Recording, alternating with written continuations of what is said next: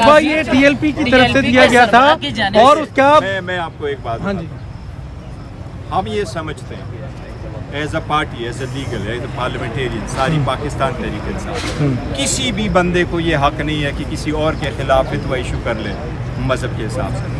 खान साहब तो खुद इन लोगों के इस तरह हमने सब इसकी हमेशा से मजम्मत की है। किसी भी बंदे के खिलाफ नहीं होना चाहिए, मच लेस जुडिशल पर्सन के खिलाफ। और हम समझते हैं कि ये तो सिविल चीफ जस्टिस तो दूर की बात है, सिविल जज के खिलाफ भी कोई धमकी हमें वो नहीं आने चाहिए। लेकिन अगर हुकूमत अपने वादों में सीरियस है और हुकूमत करना चाहती है सारों के दिफा, तो जजेस के कंडक्ट को किसी भी सूरत में वो ज़ेर बहस न लाए। लेकिन अगर काजी फायज ईसा को कोई उनके सर की कीमत लगाए और कहे कि अगर देखो जितनी मजम्मत इस बात की जाए वो मजम्मत कम है। किसी भी इंसान की सर की कीमत नहीं होनी चाहिए। काजी फैसल साहब तो दूर की बात है, वो तो हमारे सुप्रीम कोर्ट के चीफ जस्टिस है, पाकिस्तान के चीफ जस्टिस है, ना सिर्फ जस्टिस सुप्रीम कोर्ट। भाई ये टीएलपी की तरफ से दिया गया था और उसका मैं आपको एक बात हाँ जी हम ये समझते हैं as a party as a legal as a parliamentarian sorry Pakistan Tehreek Insaf किसी भी बंदे को ये हक नहीं है कि किसी और के खिलाफ फितवा इशू कर ले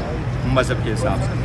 खान साहब तो खुद इन लोगों के इस तरह हमने सब इसकी हमेशा से मजम्मत की है। किसी भी बंदे के खिलाफ नहीं होना चाहिए, मच लेस जुडिशल पर्सन के खिलाफ। और हम समझते हैं कि ये तो सिविल चीफ जस्टिस तो दूर की बात है, सिविल जज के खिलाफ भी कोई धमकी हमें वो नहीं आने चाहिए। लेकिन अगर हुकूमत अपने वादों में सीरियस है और हुकूमत करना चाहती है सारों के दिफा, तो जजेस के कंडक्ट को किसी भी सूरत में वो ज़ेर बहस न लाए। लेकिन अगर काजी फायज ईसा को कोई उनके सर की कीमत लगाए और कहे कि अगर देखो जितनी मजम्मत इस बात की जाए वो मजम्मत कम है। किसी भी इंसान की सर की कीमत नहीं होनी चाहिए। काजी फैसल साहब तो दूर की बात है, वो तो हमारे सुप्रीम कोर्ट के चीफ जस्टिस है, पाकिस्तान के चीफ जस्टिस है, ना सिर्फ जस्टिस सुप्रीम कोर्ट।